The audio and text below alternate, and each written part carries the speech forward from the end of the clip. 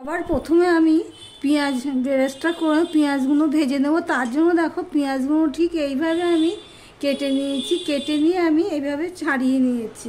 সবসময় পেঁয়াজ বেরেস্তা করার সময় পেঁয়াজগুলো এইভাবে ছাড়িয়ে নেবে।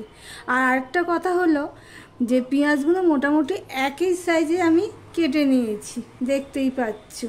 এদিকে একটা কড়াই বসিয়ে দিয়েছি, কড়াইটার মধ্যে তেলও দিয়ে দিয়েছি। এবার আমি পেঁয়াজগুলো ভেজে নেব। যেহেতু তেলের পরিমাণ অনুযায়ী আমি দেবো, সেই জন্য আমি দুবারে ভাজবো।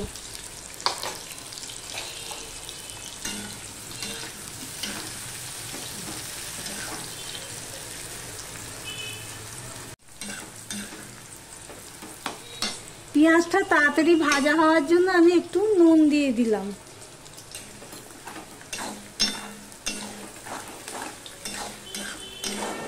দেখো সমস্ত পেঁয়াজগুলো আমার ভাজা হয়ে গেছে। এবার আমি একটা পাত্রে তুলে নিচ্ছি, তেলটা ঝরিয়ে আমি তুলে নিচ্ছি।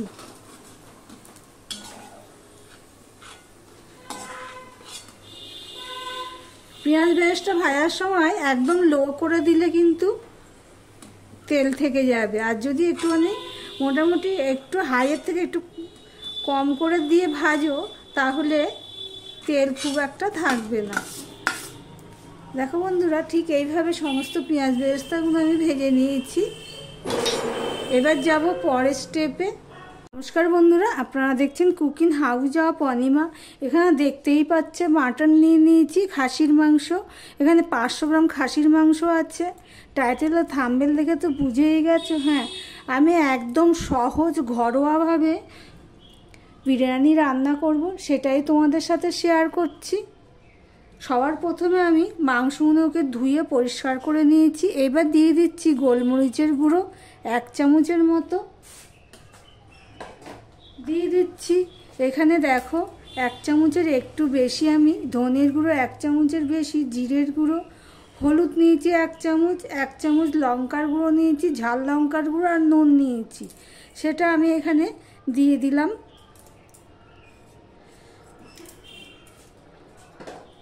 দিয়ে দিলাম এখানে বিরিয়ানির মশলা 1 চামচ,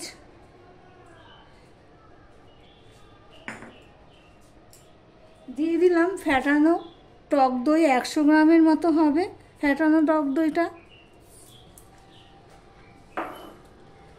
এখানে দেখো আমি একটা বড় সাইজের পেঁয়াজ নিয়ে নিয়েছি, রসুন নিয়ে নিয়েছি, 1.5 খানার মতো আদা পেস্ট নিয়েছি, সেটাও আমি দিয়ে দিলাম। আর এখানে আমি যে পেঁয়াজ বেরেস্তা করে রেখেছিলাম তার থেকেই আমি তেল দিয়ে দিচ্ছি। এতে করে কি হবে, স্বাদটা ভালো হবে। পেঁয়াজ ভাজার যে তেলটা, তার থেকে আমি দিয়ে দিলাম 2 চামচের মতো। আর এখানে দিয়ে দিচ্ছি পেঁয়াজ বেরেস্তা।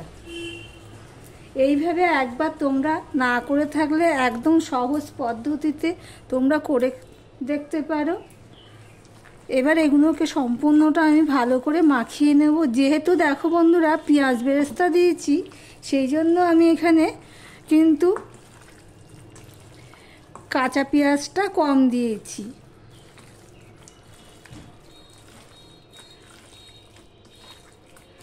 আমার ভিডিওটি যদি ভালো লেগে থাকে প্লিজ লাইক কমেন্ট শেয়ার করে দিও। আর যারা নতুন বন্ধু ভিডিওটি দেখছো সাবস্ক্রাইব করোনি, তাদেরকে বলবো সাবস্ক্রাইব করে পাশে থাকার জন্য। আমি পুরো প্রেসার দিয়ে দিয়ে কিন্তু এটা আমি মাখিয়ে নিলাম। এবার এটা আমি ম্যারিনেট করে রেখে দিলাম। এটা আমি এবার প্রায় 10 থেকে 15 মিনিট রেখে দেবো মিনিমাম। যদি তার থেকে বেশি রাখা যায় তো আরও ভালো হয়। মিনিমাম 10 থেকে 15 মিনিট লাগবে, তবে আমার আরও দেরি হবে, কেননা আমি এখানে ভাতটা করে নেব। এদিকে দেখো একটা পাত্রে জল বসিয়ে দিয়েছি, জলটা প্রায় ফুটে এসছে।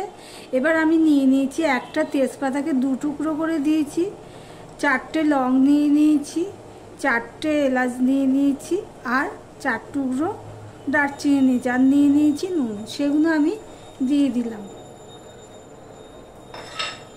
দিয়ে দিলাম অল্প একটুখানি সাদা তেল, 1 চামচের মতন হবে।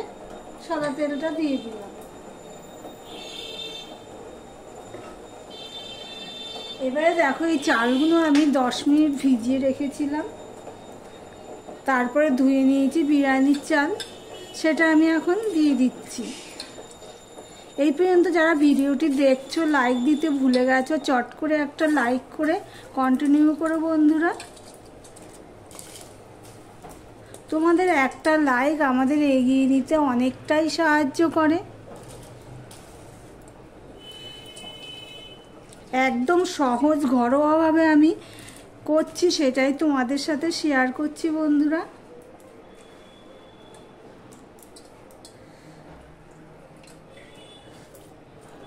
সমস্ত চালটা দেওয়া হয়ে গেছে। এবার দিয়ে দিচ্ছি একটুখানি ভিনিগার, ওই 1 চামচের মতন হবে। ভিনিগারটা আমি দিয়ে দিলাম, দিয়ে আমি একটুখানি এটা আস্তে করে একটুখানি নেড়ে নিলাম। এবার ভাতটা আমি 80% মতন করে নেব বন্ধুরা। ভাতটা প্রায় 80% হয়ে গেছে। আমি গ্যাসটা অফ করে দিলাম, দিয়ে অফ ক্যামেরাতে আমি জলটা ঝরিয়ে নেব। দেখো বন্ধুরা, ভাতটা প্রায় হয়ে এসছে। তোমাদের একটা কথা তো বলাই হয়নি, আমি এখানে 3 কাপ চাল নিয়েছি, 3 কাপ চাল অনুপাতে আমি সব কিছু দিয়েছি। আর একটা কথা হলো, এখানে ভিনিগারটা দেওয়াতে কি হচ্ছে, দেখো ভাতটা খুবই সাদা ধবধবে হয়েছে, দেখতেই পাচ্ছ। আর তেলটা কি কারণে দিচ্ছি সেটা তো জানোই, তাহলে ভাতটা একটার সাথে একটা লাগবে না। দেখো আমি চাপ দিচ্ছি, সামান্য একটু শক্ত রয়েছে। এবার আমি গ্যাসটা অফ করে দিলাম। অফ করে দিয়ে আমি ভাতটা উপরেই দেবো, দিয়ে আমি ভাতটা জলটা ঝরিয়ে নেব। তারপর তোমাদের সাথে কথা হচ্ছে বন্ধুরা। অফ ক্যামেরাতে না বন্ধুরা, আমি আলুটা ভেজে নিয়েছি, সেটা তোমাদেরকে দেখানো হয়নি। একটা শুকনো লঙ্কা ফোড়নে দিয়ে দিলাম, সর্ষের তেল দিয়েই করছি রান্নাটা। দিয়ে দিলাম একটা তেজপাতাকে ভেঙে দিয়ে দিলাম। দিয়ে দিলাম দেখো বন্ধুরা এখানে গোটা গরম মশলা, 2টো এলাচ, 2টো টুকরো দারচিনি আর 3টে লং দিয়ে দিলাম।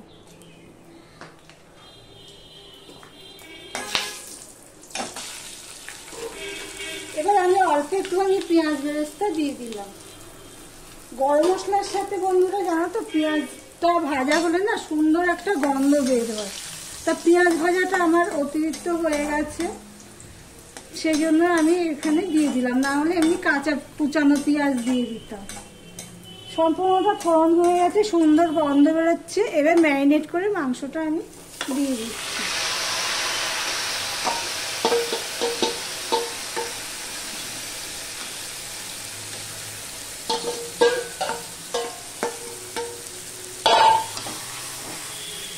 এবার মাংসটা কিন্তু আমি ঢেকে ঢেকে কষাবো।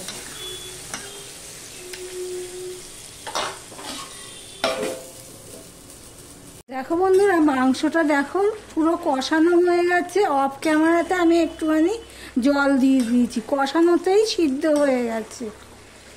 একটুখানি 1/2 কাপ মতন আমি গরম জল দিয়ে দিয়েছি।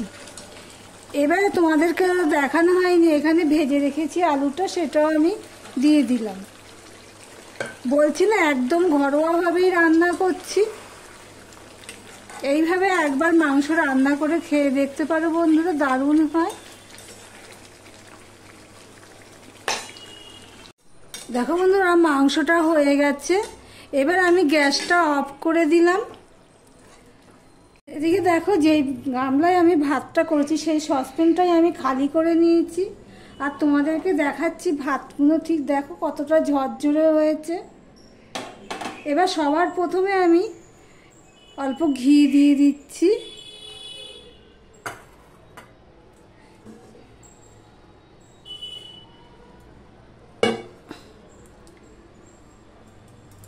এবার দিয়ে দিচ্ছি ভাত।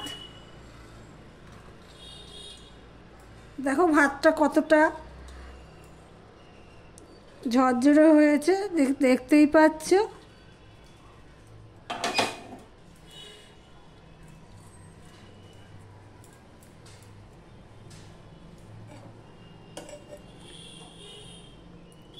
এবার দিয়ে দিচ্ছি একটুখানি বিরিয়ানি মশলা, অল্প একটু দিয়ে দিলাম। এবার দিয়ে দেব মাংস।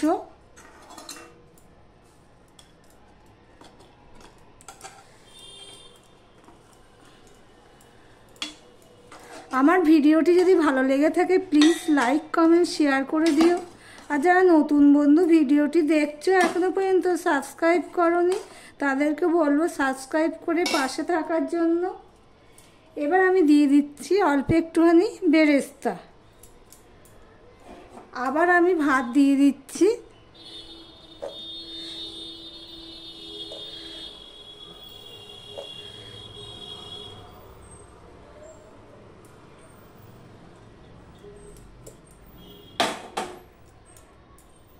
আবার একটুখানি ঘি দিয়ে দিচ্ছি।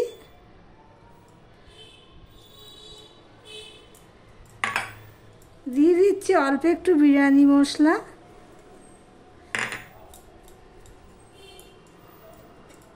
দিয়ে এবার আমি আলু দিয়ে দিচ্ছি, আলু আর মাংস একসাথেই দিয়ে দিচ্ছি।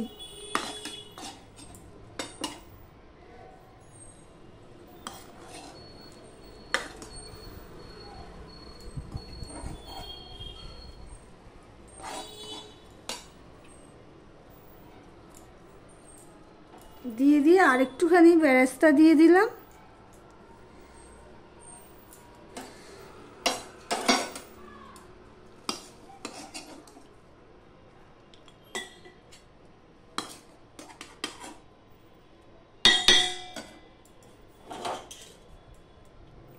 দিয়ে আবারও ভাত দিয়ে দিলাম।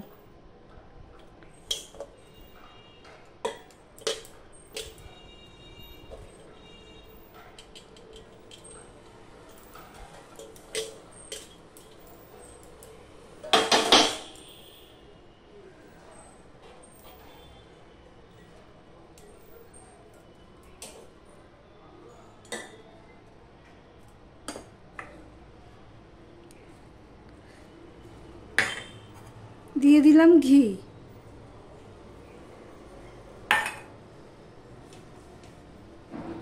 দিয়ে দিলাম বেরেস্তা।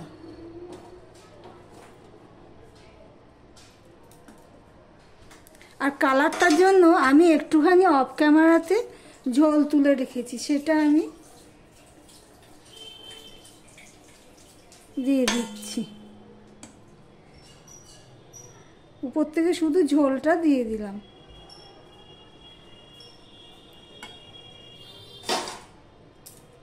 এবার আমি এটা ঢেকে দিলাম। গ্যাসটা অন করে 5 মিনিট আমি হাই হিটে রেখে দিয়েছি। দিয়ে আমি এবারে এটা বসিয়ে দিলাম। আমি 5 মিনিট হাই হিটে রেখে দিয়েছি। দিয়ে তারপরে আমি মিডিয়াম টু লোতে দিয়ে আমি 10 মিনিট রেখে দেব। আর একটা ভারী জিনিস আমি এর উপর দিয়ে দিলাম, যেহেতু এখানে আমার ফয়েল পেপার নেই আমার হাতের কাছে, সেই জন্য আমি একটা ভারী জিনিস দিয়ে দিলাম, এতে কিন্তু ভেপারটা আর বেরোবে না। এবার 10 মিনিট আমি মিডিয়ামে দিয়ে রাখবো। 10 মিনিট মিডিয়ামে দিয়ে তারপরে একদম সিম করে দিয়ে আমি 5 মিনিট রেখে দেবো। টোটাল 25 মিনিট আমার এটা থাকবে। আরও 5 মিনিট আমি রেস্টে রেখে দেব। তারপর তোমাদের সাথে দেখা হচ্ছে, কথা হচ্ছে। 30 মিনিট পর তোমাদের সামনে আসলাম। দিয়ে নোড়াটা সরিয়ে দিলাম। দেখো বন্ধুরা কি দারুণ লাগছে।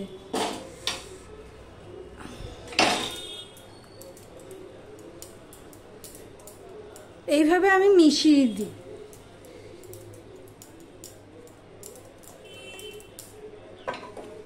এবার তোমাদের সার্ভ করে দেখাচ্ছি বন্ধুরা।